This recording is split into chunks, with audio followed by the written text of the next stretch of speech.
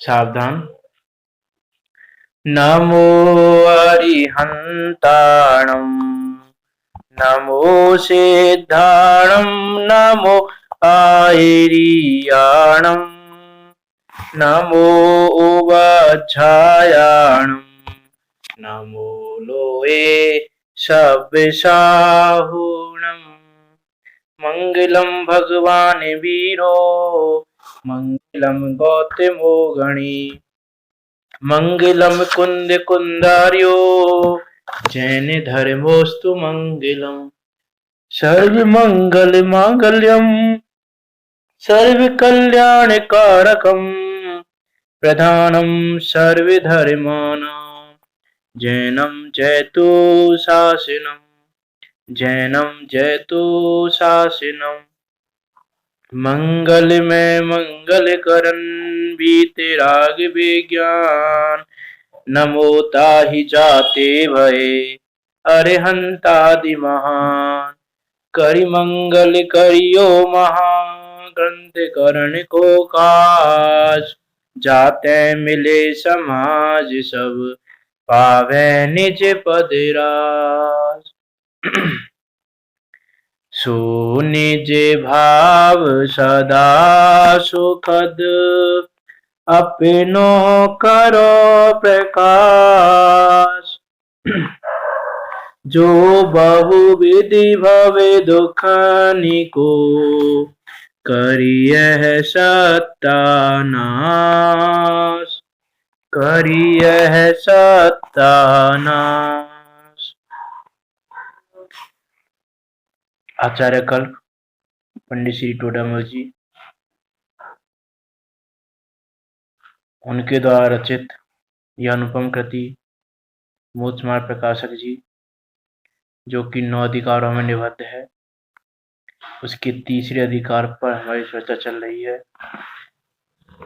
ये तीसरा अधिकार हमको उन दुखों की वासना कराने वाला है जो दुख हमको दुख भाषित नहीं हो रहे, कि हमको लगता नहीं है कि ये दुख है, उनको बताने वाला है कि ये दुख है, ये सुख नहीं है जिनको तुम सुख मान कर बैठे हो। ऐसा ये अद्भुत तीसरा अधिकार जो संसार दुख और मोक्ष सुख का निरूपण करने वाला है, उस पे हमारी चर्चा चल रही है कि ये संसार दुख क्या है, इसका क्या कारण है, हम क्या उपाय करते हैं, क्या उन उपायों से हम सुखी हो गए हैं। इन सब बातों की चर्चा तीसरे अधिकार में की गई है। ये दो प्रकार से पंडित टोडामल जी ने बताए, एक कर्मों की अपेक्षा और एक पर्याय की अपेक्षा, कि कर्मों की अपेक्षा क्या दुख है और पर्याय की अपेक्षा क्या दुख है। कि जब पर्टिकुलर कर्म को देखने जाए तो उस कर्म के कारण कैसे दुखी हो रहा है जीव, और फिर जब पर्टिकुलर पर्याय को देखने जाएंगे तो पर्याय के कारण कैसा दुखी हो रहा है जीव, उसकी चर्चा यहाँ पे तीसरे अधिकार में की गई है। उसमें हम सबसे पहले ज्ञानावरण और दर्शनावरण जो घातिया कर्म है, उन कर्मों के कारण, उन कर्मों के क्षयोपशम से यह जीव किस प्रकार दुखी है, ये क्या करता है, दुखी कैसे हो रहा है, इन सब बातों की हमने उसमें चर्चा की थी। कि वास्तव में यह जीव अपने सुख स्वभाव को ना जानकर, जब तक सुख स्वभाव को नहीं जानता है तब तक ये अज्ञानवश इन विषयों में, इंद्रिय भोगों में लगा रहता है, और जब तक अज्ञानवश भूलकर संयोगों में लगा रहेगा तब तक ये नए भी पाप के बंध करता रहेगा और दुखों को भी पाता रहेगा। इसलिए प्रथम अपनी वो भूल पहचान करनी है कि मेरी भूल क्या है, कि मैं कहां देख रहा हूं, उसको कहां देखना चाहिए। ये दुर्लभ मनुष्य पर्याय हमको मिली है, ये ऐसी व्यर्थ नहीं गंवानी है। इसलिए नित्य तत्व की प्रीति करो, कि जो नित्य तत्व है, नित्य शुद्धात्म तत्व है, उसकी प्रीति भाव करो, उसको पाने के लिए पुरुषार्थ उग्र करो अपना। हे चेतन तुम शांत चित्त हो, क्यों न करो कुछ आत्म विचार, पुनः पुनः मिलना दुर्लभ है, मोक्ष योग्य मानव अवतार। भव विकलार भ्रमण में तुझको, हुई नहीं निज तत्व प्रतीति, छूटी नहीं अन्य द्रव्यों से, इस कारण से मिथ्या प्रीति। कि जो हमने मिथ्या प्रीति की हुई है पर द्रव्यों से, इंद्रियों से, विषयों से, कि ज्ञानावरण दर्शनावरण के छह से जिन इंद्रियों की सहायता से जानना हो रहा है, हमने उन इंद्रियों को ही स्वयं मानकर उन इंद्रियों में ही प्रीति भाव किया हुआ है, वो हमने अज्ञानवश किया हुआ। क्योंकि अनादि काल से संसार भ्रमण करते हुए आज तक हमको निश्चिद्धांत तत्व की प्रीति नहीं हुई। संयोगों में दत्त चित्त हो, भूला तू अपने को आप, होने को ही सुखी निरंतर, करता रहता अगणित पाप। सहने को तैयार नहीं जब अपने पापों के परिणाम, त्याग उन्हें दृढ़ होकर मन में, कर स्वधर्म में ही विश्राम। कि संयोगों में अपने चित्त को मत जलाओ, ये संयोग रूपी अग्नि से बाहर निकलो। इन संयोगों की अग्नि में अपने चित्त को जला जला कर अपने आप को भूलकर प्रत्येक समय सुख पाने की भावना से अगणित पाप करता रहता है, कि जिन पापों की गिनती नहीं है। अरे जब वो पाप के परिणाम उदय में आते हैं तब तो दुखी होता है, उनको सह नहीं पाता, तो उन पापों को छोड़ क्यों नहीं देता करना? कि अब निश्चय कर ऐसा कि मुझे ये पाप भाव में परिणमित नहीं होना, अब तो मैं अपने शुद्धांत तत्व में विश्राम करूंगा, उसी की शरण लूंगा, उसी का ज्ञान करूंगा, उसी का श्रद्धान करूंगा। ऐसा यह जीव ऐसा ना जानकर अज्ञानवश इंद्रियों के अपना मानता है, और इंद्रियों के भोगों से सुख हो जाएगा, इंद्रियों से विषयों से सुख हो जाएगा, ऐसा मानकर प्रत्येक समय सुख पाने की लालसा से विषयों में बार बार छलांग लगाता रहता है, बार बार झपट्टा मारता है विषयों पे ही।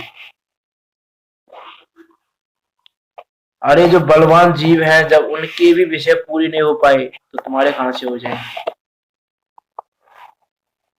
हमने कल इस पर एक एक इंद्रिय के विषयों पर चर्चा की थी कि उनमें भी जीव किस किस प्रकार से दुखी होकर मरण को प्राप्त हो जाता है। तो हम तो 5 इंद्रिय वाले हैं। तो हमने देखा था, इस पर सन इंद्रिय के बस ही, देखो बन गज भी बलवान, पर कर के बंधन में सहसा, सहता अबिरर कष्ट महान।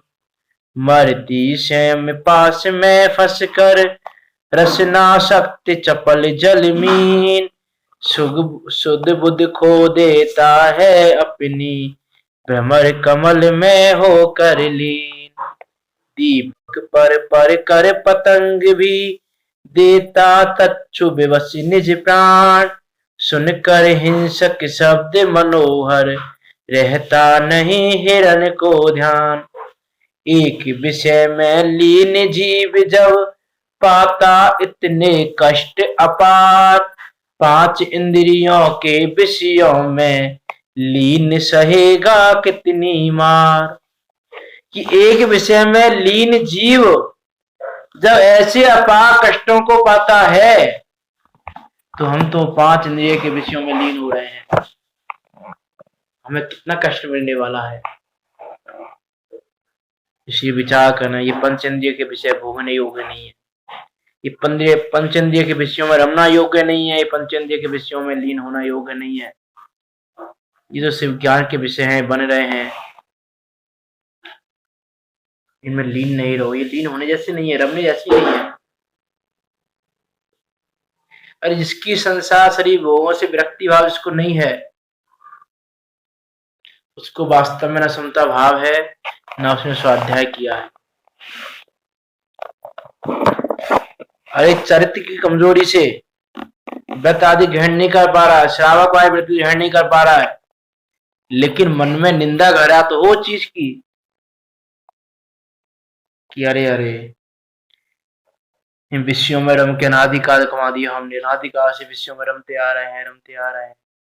अब तक सुनी अनुभूति परिचित भोग बंधन की कथा, कि अब तक हमने उन्हीं भोग बंधनों की कथा को सुना है, अनुभव में लिया है, परिचय में लिया है। हमने कभी अपने सिद्धांत की कथा तो सुना ही नहीं।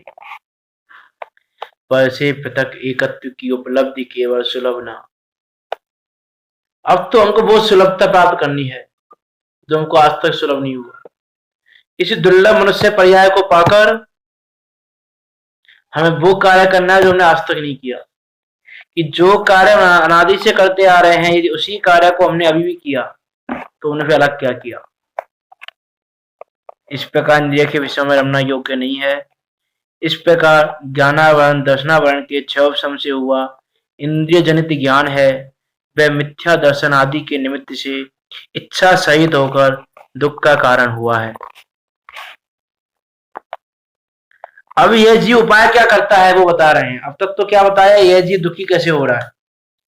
अब यह जीव दुख को दूर करने का उपाय क्या करता है वो देखते हैं। अब इस दुख के दूर होने का उपाय यह जीव क्या करता है सो कहते हैं कि यह जीव क्या उपाय करता है दुख को दूर करने का। देखो और देखो, देखते सुनते समय पढ़ते समय इस बात का भी ख्याल रखें कि हम भी ऐसा करते हैं कि नहीं करते हैं। कि हम भी ऐसा करते हैं तो हम भी सुखी नहीं हो सकते जब तक हम झूठे उपायों को करते रहेंगे। कि जैसे कोई कैंसर का रोगी है और वैद्य बता रहे हैं कि देखो इसको रोग तो ये है और ये दवाई ये भाई ले रहा है, तो हम विचार कर रहे हैं कि हमको ये वाला रोग है और हम ये वाली दवा ले रहे हैं, तो इसका रोग सही नहीं हुआ तो मेरा रोग भी सही नहीं होगा। वो वैद्य के रोग को बता रहा है, उसे तुम भी ये ग्रहण करो कि मुझे भी ये दवा ग्रहण करने योग्य नहीं है, क्योंकि इस दवा से ये कैंसर का रोग सही नहीं होता, इस दवा से तो सिर दर्द आदि छोटे छोटे रोग सही होते हैं, कैंसर जैसा महारोग सही नहीं होता इससे। तो वैसे ही यहाँ जिनेन्द्र देव बता रहे हैं और आचार्यों के अनुसार पंडित टोडरमल जी बता रहे हैं कि ये जो संसार रूपी महारोग तुमको है, इसकी जो ये दवा करते हैं, इस दवा से ये रोग दूर नहीं हो रहा है। तो उससे हमको ये निश्चय करना कि ये दवाई हम ग्रहण करते हैं कि नहीं करते, और करते हैं तो ये दवा ग्रहण करने योग्य नहीं है। इस दवा के ग्रहण करने से संसार रूपी रोग मिटने वाला नहीं है, वो हमको यहाँ देखना है। कि अब इस दुख के दूर होने का उपाय यह जीव क्या करता है सो कहते हैं। इंद्रियों से विषयों का ग्रहण होने पर मेरी इच्छा पूर्ण होगी, ऐसा जानकर प्रथम तो नाना प्रकार के भोजन आदिकों से इंद्रियों को प्रबल करता है, और ऐसा ही जानता है कि इंद्रियों के प्रबल रहने से मेरे विषय ग्रहण की शक्ति विशेष होती है। कि जीव ने क्या माना हुआ है अनादिकाल से कि इंद्रियों के विषयों को ग्रहण करने से इच्छा पूरी हो जाएगी। मेरी इच्छा का नाश हो जाएगा, मेरी जो इच्छा हो रही है इस विषय को मैं ग्रहण कर लूं तो मेरी इच्छा का नाश हो जाएगा, मेरी वो इच्छा पूरी हो जाएगी। लेकिन वह जीव ये नहीं जानता कि वो इच्छा जो पूरी है, इच्छा का जो नाश होना है, वो तो अपने स्वभाव की रुचि करने से, स्वभाव का लक्ष्य करने से होगी। विषयों को ग्रहण करने से किसी की इच्छा आज तक पूरी नहीं हुई। भोगों को क्या भोगा हमने, भोग हमें भुगताए गया, तू तो तृष्णा हुई ना पूरी, हमें बुढ़ापा चाट गया। कि भोगों को हमने क्या भोगा, उन भोगों के द्वारा हम भोगे गए हैं वास्तव में। कि यह लोभ, ये इच्छाओं, ये विषयों को ग्रहण करने की जो जीव की इच्छा है, जो तृष्णा है, वो जीव की कभी समाप्त नहीं होती। बचपन आया, यौवन आया, बुढ़ापा आया, देह छूट गई, उसकी तृष्णा कम नहीं होती। कि यह जीव ये मानता है कि इंद्रियों का विषय ग्रहण करने से मेरी इच्छा पूरी हो जाएगी, जो कि 3 कारणों में संभव नहीं है। और ऐसा जानकर वह नाना प्रकार के भोजन आदि ग्रहण करता है, इंद्रियों का प्रभाव करता है कि ये मेरी इंद्रियां रहेंगी तो मैं इच्छाओं को ग्रहण करता रहूंगा, मेरी इच्छा पूरी होती रहेगी। इसलिए प्रत्येक कार्य वैसा करता है कि इंद्रियां प्रबल रहे, मेरी इंद्रियां मुझसे छूट नहीं जाए। इंद्रियों को प्रत्येक समय पुष्ट करता है कि इंद्रियां कमजोर पड़ गई तो मैं अच्छे अच्छे पकवान नहीं खा पाऊंगा, मैं अच्छे अच्छे भोगों को नहीं भोग पाऊंगा। इसी प्रत्येक समय इंद्रियों को पुष्ट करना चाहता है, जैसे बने तैसे पुष्ट करना चाहता है। कोई आंखों में कमजोरी नहीं हो जाए, इसके लिए नाना प्रकार के उपाय करता है। कोई मेरे शरीर में कमजोरी नहीं आ जाए, इसके नाना प्रकार के उपाय करता है। कोई मालिश करता है, कोई कुछ करता है, कोई कोई दवा लेता है, कोई सी दवा लेता है कि किसी भी प्रकार से मेरी इंद्रियां शिथिल ना हो जाएं। कि उसके मन में यही है कि ये इंद्रियां रहेंगी तो मैं विषयों को ग्रहण करके इच्छाओं को पूरी करके सुखी हो सकता हूं, लेकिन इंद्रियां शिथिल होगी तो नहीं कर पाऊंगा। इसलिए प्रत्येक समय इस शरीर को संभालने में लगा रहता है।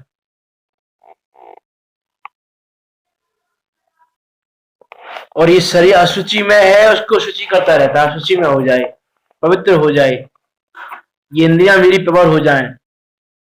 अरे इंद्रियों का परिणमन होना तेरे अधीन नहीं है, उन इंद्रियों का परिणमन होना पुद्गल के अधीन है, तेरे अधीन नहीं है, क्योंकि पुद्गल द्रव्य है। कि तू इंद्रियों को अपनी इच्छा के अनुसार परिणमित कराना चाहता है, वो तभी संभव है तू इंद्रिय रूप हो जाए, लेकिन तू इंद्रिय रूप हो नहीं सकता, क्योंकि तुम तो ठहरे ज्ञानादि गुणों के धारी जीव द्रव्य है और ये ठहरा पुद्गल द्रव्य है, तो जीव तो पुद्गल हो नहीं सकता। और जीव पुद्गल क्यों नहीं हो सकता? क्योंकि प्रत्येक द्रव्य में शक्ति है कि वो एक द्रव्य दूसरे द्रव्य रूप नहीं होता। सामान्य गुण है जीव के सारे द्रव्यों का, अगुलगतु नाम का, कि एक द्रव्य दूसरे द्रव्य रूप नहीं होता, एक गुण दूसरे गुण रूप नहीं होता। तो जब एक द्रव्य दूसरे द्रव्य रूप नहीं होता तो ये जीव द्रव्य, ज्ञाता दृष्टा में जीव द्रव्य पुद्गल रूप नहीं हो सकता। इसका ज्ञाता दृष्टा गुण स्पर्श रस गंध वर्ण रूप नहीं हो सकता। और जब ऐसा नहीं हो सकता तो ये इंद्रियों को परिणमित करा दे या ये इंद्रियों को मजबूत रखे, इंद्रियों को शिथिल करा दे, ऐसी सामर्थ्य इसकी नहीं है।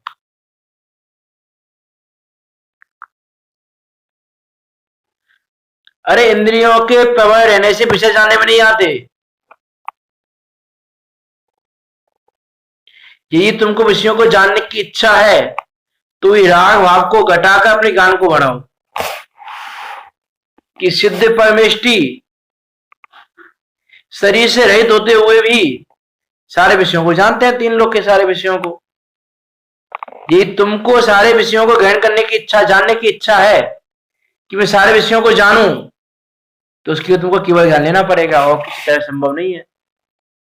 और वो केवल ज्ञान तो वितरागता से ही आएगा, बिना वितरागता से नहीं आएगा।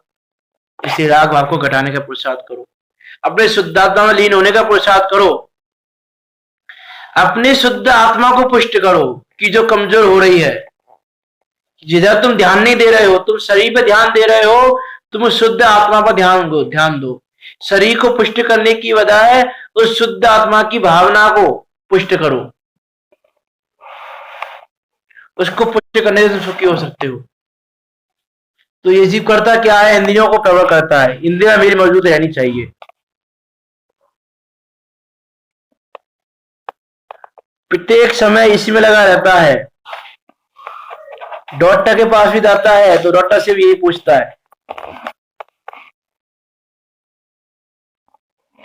कि इस मेरे शरीर से काम नहीं होता अच्छे से, कोई ऐसी दवा दो मेरे इंद्रियां सारी मजबूत हो जाएं। प्रत्येक समय उन इंद्रियों का ही पुष्ट करता रहता है। इंद्रियों की जो आसक्ति है उसकी इंद्रियों के प्रति आसक्ति को पुष्ट करता रहता है प्रत्येक समय।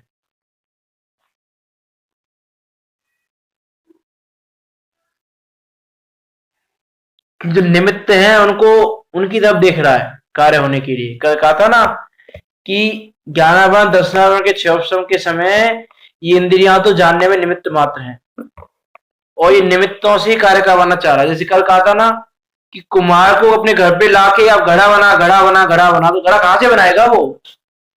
क्योंकि घड़ा, मिट्टी घरेलू परिणमित होती है, कुम्हार घरेलू परिणमित नहीं होता। ऐसे ही हम भी उन इंद्रियों को पुष्ट करने में लगे हुए हैं, इंद्रियों से जानना चाहते हैं, लेकिन इंद्रियां तो पुद्गल है, इंद्रियों में ज्ञान नहीं है। वो जानना तो अपने से होता है और हम जानना चाहते हैं इंद्रियों से। ये हमारी बहुत बड़ी भूल है।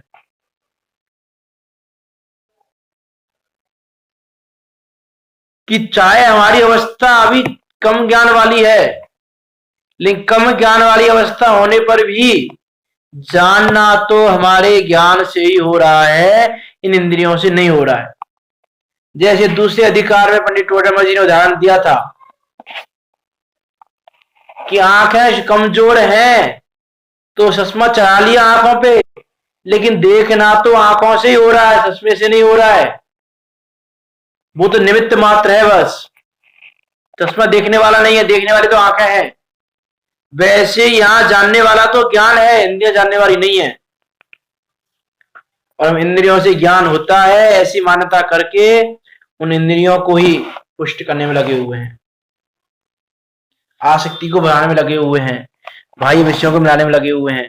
भोजन अधिक करके, जो भी करके, कोई भोजन करके, कोई व्यायाम करके, कोई कुछ करके इन विषयों को पुष्ट करने में लगा हुआ है। इंद्रियां पुष्ट रहनी चाहिए। और ऐसा ही जानता है कि इंद्रियों के प्रबल रहने से मेरे विषय ग्रहण की शक्ति विशेष होती है, कि जितनी ज्यादा इंद्रियां प्रबल रहेंगी उतनी ज्यादा विषय ग्रहण की शक्ति होगी मुझे, उतना ज्यादा विषयों को ग्रहण कर पाऊंगा।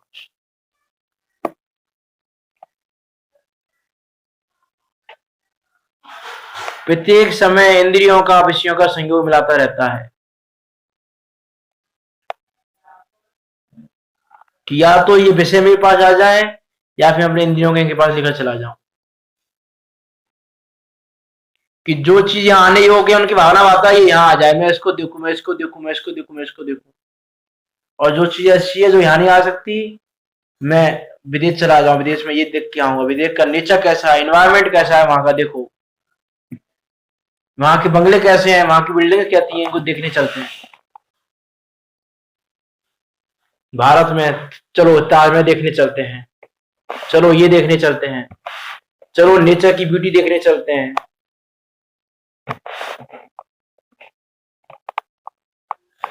कोई ठंडे प्रदेशों में जाना चाहता है, कोई गर्म प्रदेशों में जाना चाहता है, कोई कहीं जाना चाहता है, कोई कहीं जाना चाहता है। कि विषयों, उन विषयों को इंद्रियों का संयोग मिलाना चाहता है प्रत्येक समय दौड़ लगा रहा है संयोगों की तरफ, संयोग आए या मैं जाऊं, लेकिन विषयों का इंद्रियों का संयोग होना चाहिए। कि उसने यही माना है कि जब तक उन विषयों का इंद्रियों के साथ संयोग नहीं होगा तब तक हम सुखी नहीं हो सकते। कि उसने यही सुख माना हुआ है, इसलिए सुख होता है। और जब वो संयोग मिल जाते हैं तो सुखी होता है, मानता है कि मैं सुखी हो गया, मैं सुखी हो गया।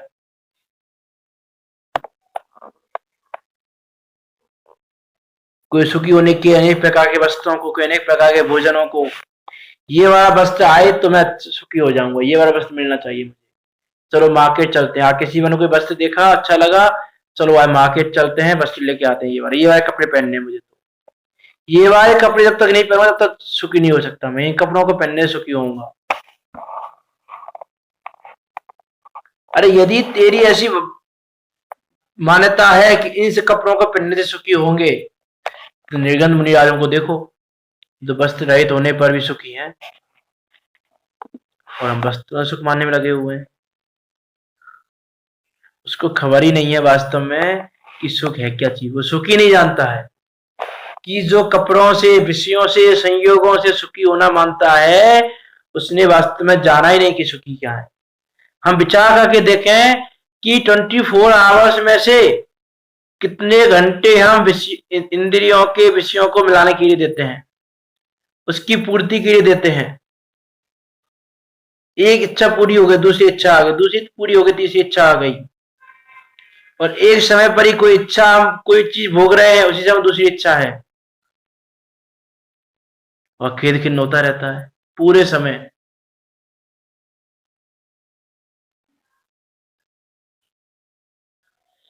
ऐसा ही जानता है कि इंद्रियों के प्रबल रहने से मेरे विषय ग्रहण की शक्ति विशेष होती है तथा वहां अनेक बाह्य कारण चाहिए उनका निमित्त मिलाता है कि अब उन संयोगों को मिलाने के लिए बाह्य अनेक कारण चाहिए कि डायरेक्ट तो मिलेगा नहीं संयोग। अब जो जो कारण चाहिए उनको मिलाता रहता है, उन निमित्तों को मिलाता रहता है कि इस व्यक्ति के माध्यम से मुझे धन की प्राप्ति हो सकती है, जिसको धन प्राप्ति की इच्छा है, जिसकी उसके प्रति आसक्ति है धन में, कि इस व्यक्ति से मुझे धन की प्राप्ति हो सकती है। अब वो व्यक्ति को अपने अनुकूल करना चाहेगा, वो सारी प्रवृत्ति ऐसी करता है कि सामने वाला व्यक्ति मेरे अनुकूल हो जाए, मुझे इससे धन की प्राप्ति हो जाए, मुझे इससे ये फलाना भोग मिलेगा तो ये मेरे अनुकूल हो जाए, इससे मुझे इससे भोग की प्राप्ति हो जाए। पितेश में लगा देना सारी चीजों में कि कोई व्यक्ति जिसके काम के परिणाम है, काम में आसक्ति है, अब वो सामने वाले व्यक्ति को अपने अनुकूल बनाना चाहता है कि ये मेरे अनुकूल हो जाए। जैसे रावण है तो रावण की सीता में आसक्ति हुई तो उसने क्या क्या प्रयास नहीं किए, सारे प्रयास किए कि ये सीता मेरे अनुकूल हो जाए, जैसे भी हो वैसे ये सीता मेरे अनुकूल होनी चाहिए। ये सीता मेरे अनुकूल नहीं हुई तो कुछ नहीं हुआ। इसी प्रत्येक समय वो उस सीता को अपने अनुकूल बनाने का प्रयास करता रहता था। ऐसे ही हम भी लगे हुए हैं प्रयास करने में कि ये फलाना व्यक्ति मेरे अनुकूल हो जाए, फलाना संयोग मेरे अनुकूल हो जाए, जैसा मैं चाहता हूं वैसा हो जाए। लेकिन वो होना संभव नहीं है, क्योंकि सामने वाला तुम्हारे अनुकूल हो वो तो तुम्हारे उदय के अनुसार व्यवस्था तुम्हारे करने से नहीं होती।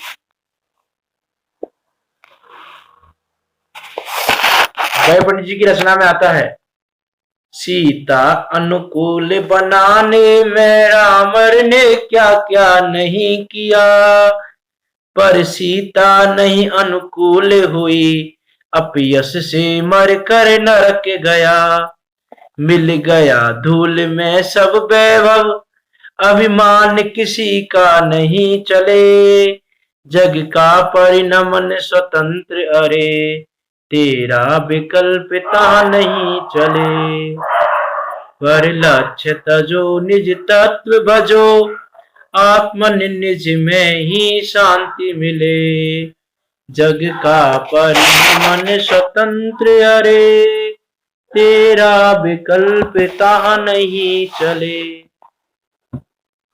कि जो व्यक्ति इन संयोगों को अपने अनुकूल परिणमित कराना चाहता है वो जग की स्वतंत्रता को नहीं जानता, परिणमन की स्वतंत्रता को नहीं जानता। कि रावण ने ना जाने क्या क्या प्रयास किया, पद्म पुराण में देखे हम कि उसने भरसक प्रयत्न किए, मंदोदरी को भेजा समझाने के सीता को समझाओ, अपनी अन्य 18,000 रानियों को भेजा कि सीता को समझाओ, अनेक प्रकार से डराकर भय दिखाकर, अन्य अनेक प्रकार से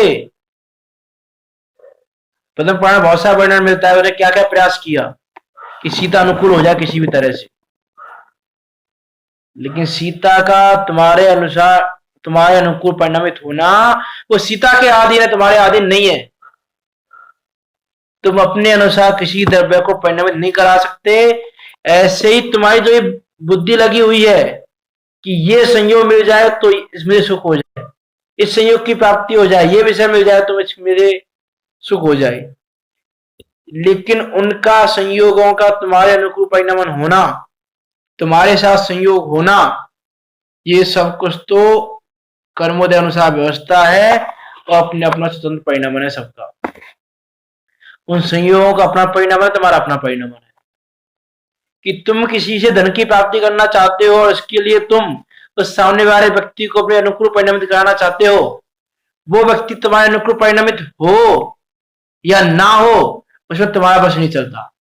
अनुकूल हो गया तो उसमें कर्म का उदय ही ऐसा है, उसका सामने वाले का परिणमन ही ऐसा है उस समय, और अनुकूल नहीं हुआ तो उसका परिणमन ही ऐसा है। इसी प्रत्येक समय परिणमन को स्वीकार करो, जो होता है वह होने दो, होने को स्वीकार करो। कर्तापन का भाव न लाओ, निज हित का पुरुषार्थ करो। समझा सूरज पढ़ा था हमने कि जो होता है वह होने दो, होने को स्वीकार करो। लेकिन हम होने को स्वीकार ना करके 24 घंटे उन संयोगों को मिलाना चाहते हैं कि ये संयोग मिल जाए।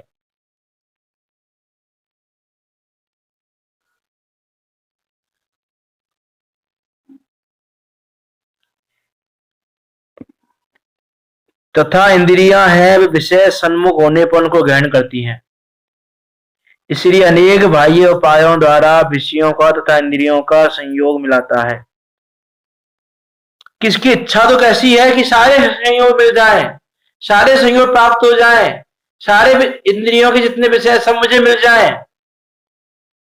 लेकिन जो इंद्रियां हैं उन इंद्रियों के सम्मुख जो विषय आता है वो मात्र उसी को ग्रहण कर पाती है, सबको ग्रहण नहीं कर पाती। कि जो विषय सामने आया उसको ग्रहण कर लिया बस, और उसमें भी एक समय में किसी एक इंद्रिय के विषय को जानती है और उसमें भी उसके एक ही भेद को जानती है।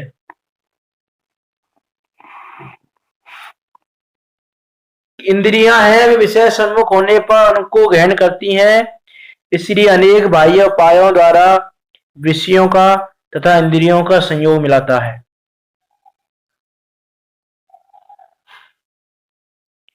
इसलिए संयोग मिलाता रहता है, क्योंकि जो विषय सामने आएगा उसको उसका ज्ञान होगा, उससे ज्यादा ज्ञान नहीं हो सकता, उससे ज्यादा ग्रहण हो नहीं सकता।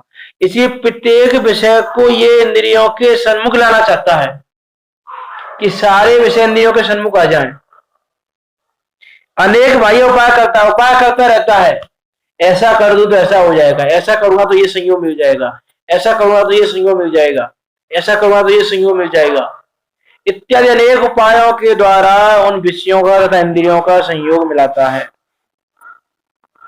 नाना प्रकार के वस्त्र आदि का, भोजन आदि का, पुष्पादिक का, मंदिर आभूषण आदि का, गान वादित आदि का संयोग मिलाने के और बहुत खेद खिन्न होता है। कि नाना प्रकार के वस्त्रों का संयोग मिलाना चाहता है, नाना प्रकार के भोजनों का, पकवानों का संयोग मिलाना चाहता है, फूल आदि का, मंदिर का, आभूषण का, गानों का, संगीतों का, इत्यादि नए प्रकार के संयोग मिलाना चाहता है और खेद खिन्न होता रहता है। कि जो वस्तु तुम्हारे पास है उसमें संतुष्ट रहो, लेकिन यह जी उसमें संतुष्ट ना होकर इसको किसी दूसरे का वस्त्र अच्छा लगा तो अब तो मुझे वही वस्त्र चाहिए ही चाहिए, खेद खिन्न हो जाता है। जब तक ये वस्त्र नहीं मिलेगा तब तक तो मेरा मनुष्य जन्म ही व्यर्थ है, ऐसा मानता है। ये नहीं मिला तो क्या मिला। जैसे रावण ने सोचा था सीता को देखकर, कितनी सुंदर स्त्री, ये मुझे नहीं मिली तो मेरी तो ये जितना ये विद्या है, ये मेरा जितना यश है लोक में सारा व्यर्थ है, ये मैंने ये इसको ग्रहण नहीं किया। तो उसी प्रकार वस्त्र को देखकर ये वस्त्र मैंने ग्रहण नहीं किया तो कोई मतलब ही नहीं है, तो दुखी हो गया। ये पकवान इतना अच्छा है, ये पकवान मैंने नहीं खाया तो क्या खाया, ये पकवान तो खाना ही खाना है। जब तक नहीं खाऊंगा तब तक मैं दुखी ही रहूंगा, दुखी होता रहता है। कोई फूल अच्छा लग गया, अब तो मुझे यही फूल चाहिए। कोई आभूषण आदि होते हैं, जैसे स्त्रियां होती हैं, मुझको ये वाला हार चाहिए, ये वाला हार चाहिए, ये वाला हार नहीं मिलेगा तो कुछ नहीं। किसी दूसरी महिला के गले में उसने हार देखा, शादी पार्टियों में आजकल स्त्रियां आती हैं सच के, उसने किसी दूसरी महिला के गले में हार देखा, उसकी डिजाइन देखी, इतनी सुंदर डिजाइन, इतना सुंदर हार, इतने वजन का हार, अब तो मुझे भी ऐसा ही चाहिए। जब तक ऐसा नहीं मिलेगा तब तक घर के सारे काम बंद। उसने पति देव के सामने रख दी फरमाइश, मुझको तो ये हाथ चाहिए ही चाहिए। यह है आसक्ति विषयों के प्रति। आभूषण आदि का, गान वादित आदि का, संगीत का, कि मुझे तो ये गाना सुनना है, मुझे तो ये म्यूजिक सुनना है, मुझे तो ये सुनना है। इनका संयोग मिलाने के बाद बहुत खेद खिन्न होता है। इन सबका संयोग मिलाना चाहता है, लेकिन वो संयोग मिले, वो तो उदय के आधीन है, तुम्हारे आधीन नहीं है। और उन संयोगों को मिलाने के लिए अनेक प्रकार से उपाय करता रहता है और खेद खिन्न होता रहता है। मां ये विचार नहीं करता कि जिस वस्तु का, कि जिस द्रव्य का, जिस क्षेत्र में, जिस काल में जिस द्रव्य के पास रहना उसी द्रव्य के पास रहेगा। कि ये वस्त्र, ये क्या है, पुद्गल द्रव्य है। अब ये वाला वस्त्र जिस काल में, जिस क्षेत्र में, जिसके पास इसको परिणमन होना है उसके पास ही परिणमित होगा। तुम्हारा परिणमन नहीं होना है, इसके आगे तुम्हारा परिणमित नहीं होगा। अभी बहुत बार ऐसा होता है कि हम सोच रहे हैं कि हमारे घर में ये आइटम हो, ये आइटम नहीं तो कुछ भी नहीं, ये आइटम होना चाहिए, मेरे पास ये वाले वस्त्र होने चाहिए, इस कलर के, मेरे पास कलर की शर्ट नहीं है, मेरे पास ऐसी शर्ट होनी चाहिए, इत्यादि अनेक प्रकार विचार करता है। लेकिन संयोग नहीं मिलते, नहीं मिलते, नहीं मिलते। और कभी अनायास ही हम कुछ नहीं कर रहे और किसी ने वो गिफ्ट कर दी जिसको हम चाह रहे थे।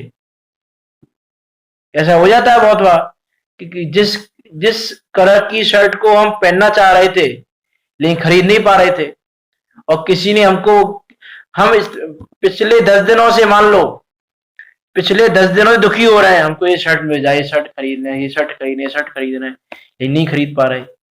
और 11वें दिन किसी ने वो गिफ्ट कर दी, बिना हम लोग सोचा भी नहीं था कि कोई गिफ्ट करेगा हमको ये शर्ट, और गिफ्ट कर दी किसी ने हमको। तो 10 दिनों तक उस शर्ट का परिणाम हमारे पास नहीं होना था तो नहीं हुआ संयोग, और 11वें दिन उस शर्ट का परिणाम हमारे पास ही होना था तो संयोग हो गया।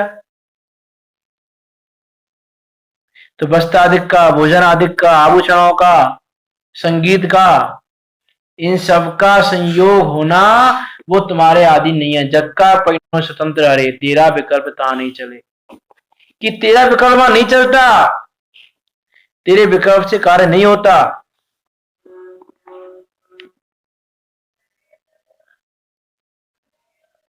और प्रत्येक समय लगा हुआ इसी चिंता में कि ये मिल जाए, ये मिल जाए, ये मिल जाए, ये मिल जाए, ये कैसे मिलेगा, इसके लिए क्या करूं, इसको पाने के लिए क्या करूं, इसको पाने के लिए क्या करूं। प्रत्येक समय उन पर द्रव्यों को, उन विषयों को, संयोगों को पाने की चिंता में लगा हुआ है, लेकिन बद पर्याय को नहीं जानता। पर चिंता में क्यों मूड बना, यह शरण में अवसर खोता है। क्रमबद्ध सभी परिणमन सदा, जो होना है सो होता है।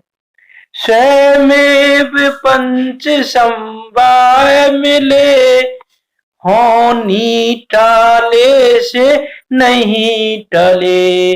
जग का परिणमन स्वतंत्र अरे, तेरा विकल्प ता नहीं चले। कि विषयों की इच्छा में, विषयों की चिंता में, संयोगों को पाने की चिंता में यह स्वर्णिम अवसर खो रहा है, ये दुर्लभ अवसर को खो रहा है। क्रमबद्ध सभी परिणमन सदा, जो होना है सो होता है। स्वयमेव पंच संवाय मिले, होनी टाले से नहीं टले। कि वो होनी टालने से भी नहीं टलती, जो होनी है वो होनी ही है। जो जो देखी बीतराग ने, सो सो होती बीरा रे। अनहोनी होशी ना कब हो काहे होत अधीरा रे। अनहोनी होती नहीं और होनी टलती नहीं, और हम व्यर्थ में संयोगों को पाने में लगे हुए हैं। ये उपाय हमारे, इन उपायों को करते हैं हम इन दुखों को दूर होने के लिए। अब विचार करके देखा ये उपाय सच्चे हैं कि झूठे हैं। पंडित जी तो बताएंगे आगे कि उपाय कैसे हैं, लेकिन तुम विचार करके देखो ये जो उपाय हो रहे हैं वो सच्चे हैं कि झूठे हैं। तथा इन इंद्रियों के सन्मुख विषय रहता है, तब तक विषय का किंचित स्पष्ट जान बना रहता है। कि जब तक इंद्रिय के सामने विषय रहता है तब तक उस विषय का थोड़ा सा जान बना रहता है, और 50 मन द्वारा स्मरण रह जाता है।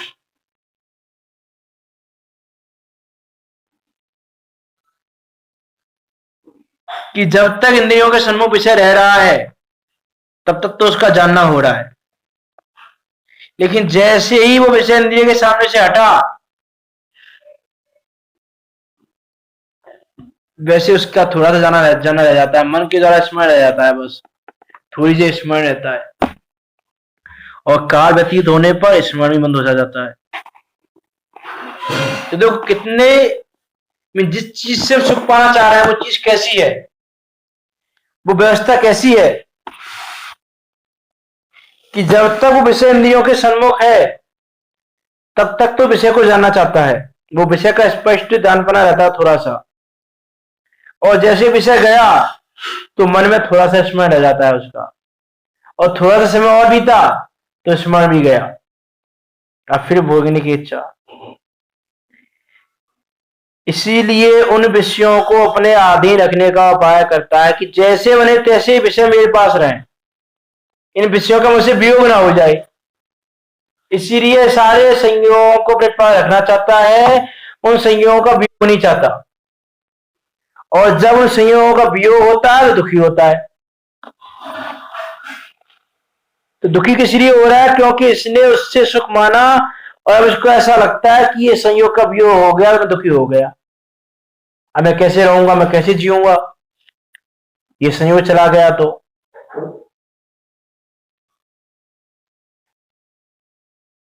ये प्रत्येक समय उनको अपने अधीन रखना चाहता है कि मेरे पास रहें ये, और शीघ्र शीघ्र उनका ग्रहण करना चाहता है, किया करता है, कि जल्दी जल्दी विषयों का ग्रहण होता रहे, ये खा लें, ये खा लें, ये खा लें, ये खा लें, ये खा लें, कि जल्दी जल्दी खाना चाहता है, सारे विषयों को जल्दी जल्दी ग्रहण करना चाहता है।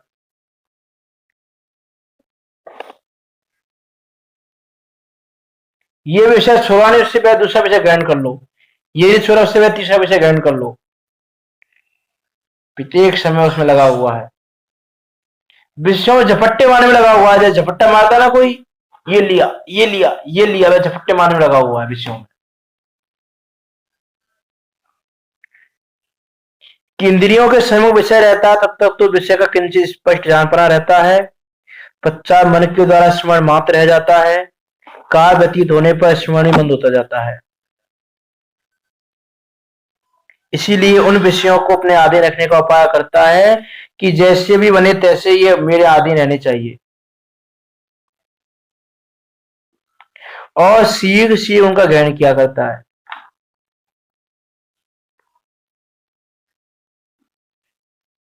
तथा इंद्रियों के तो एक काल में एक विषय का ही ग्रहण होता है, किंतु ये बहुत ग्रहण करना चाहता है, कि ये तो चाहता है कि मैं सब कुछ ग्रहण कर लूं, सारे संयोग एक साथ पालूं, लेकिन इंद्रियां तो एक काल में एक विषय का ही ग्रहण करती हैं। ये चाहता है कि पांचों इंद्रियों के सारे विषय एक साथ ले लूं, लेकिन एक समय में पांच इंद्रिय तो क्या, पांच इंद्रियों में से भी कोई एक ही इंद्रिय अपने इंद्रिय के विषयभूत पदार्थों को जान पाती है, और उनमें भी एक ही भेद को जान पाती है। हमने देखा था मति की पराधीन प्रवृत्ति में, कितनी पराधीन प्रवृत्ति है इसकी, कितना जानपना होता है इसको, और ये बहुत ग्रहण करना चाहता है कि मैं सब कुछ ग्रहण कर लूं। इसीलिए आकुलित होकर शीघ्र शीघ्र एक विषय को छोड़कर अन्य को ग्रहण करता है, उसे छोड़कर अन्य को ग्रहण करता है, झपट्टे मारता है।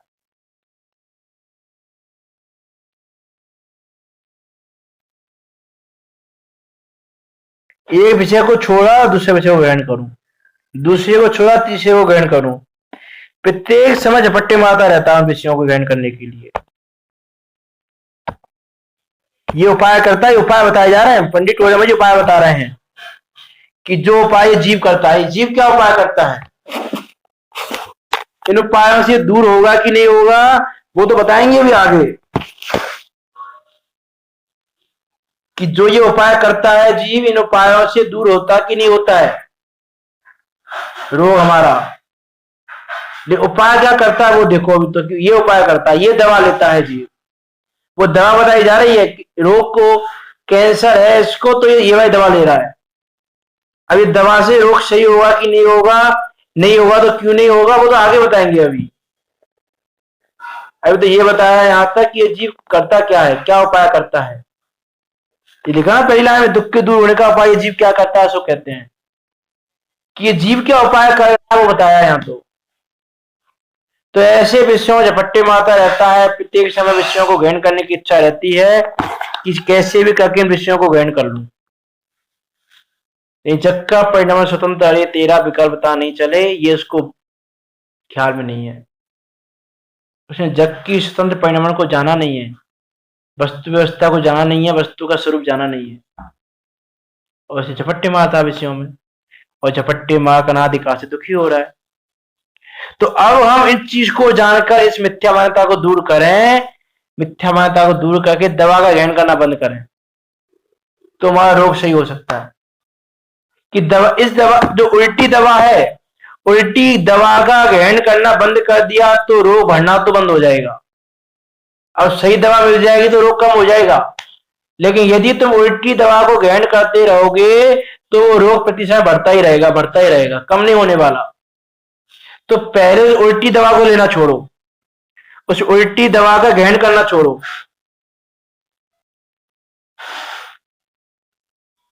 तो ये उल्टी दवा है जो बताई जा रही है कि सबसे पहले तो गलत दवा को लेना छोड़ो, कि गलत दवा लेना छोड़ दोगे तो रोग तुम्हारा सीमित रह जाएगा, बढ़ेगा नहीं आगे, और सही दवा मिल जाएगी तो सही दवा लेकर रोग को दूर कर लोगे।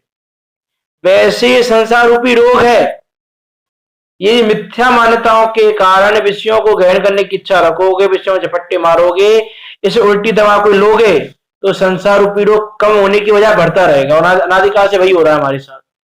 ये संसार बढ़ता ही जा रहा है, बढ़ता ही जा रहा है, बढ़ता ही जा रहा है। तो पहले तो उल्टी दवा को लेना बंद करो, मिथ्या मान्यता को छोड़ो, तो ये संसार रूपी रोग तुम्हारा सीमित हो जाएगा, और फिर इसका उपाय कर करके धीरे धीरे रोग को खत्म कर देंगे। तो रोग को दूर करने का सर्वप्रथम तो उपाय यही है कि गलत दवा लेना बंद करें, गलत दवा नहीं लें। तो ये गलत दवाएं हमारे जो उपाय करते हैं, ये उपाय झूठे हैं हमारे, इस पर हम कल चर्चा करेंगे। और इस चीज को जानकर आप कि विषयों में सुख नहीं है, इंद्रियों से ज्ञान नहीं है, सुख मेरे आत्मस्वरूप में है, ज्ञान मेरा खुद का है, मेरा स्वभाव भाव है, ज्ञान वहीं से हो रहा है, इंद्रियों से ज्ञान नहीं हो रहा है। इंद्रियों से ज्ञान ना कल हुआ था, ना आज हो रहा है, ना कल होगा। जो ज्ञान हो रहा है वो ज्ञान से ही हो रहा है। इत्यादि बातों का श्रद्धा रखते हुए हाँ अपना मोक्ष मार्ग प्रशस्त करें, इसी मंगल भावना के साथ अभी की वाणी को विराम देते हैं। जिन वाणी स्तुति। निज निधि निज में बताई,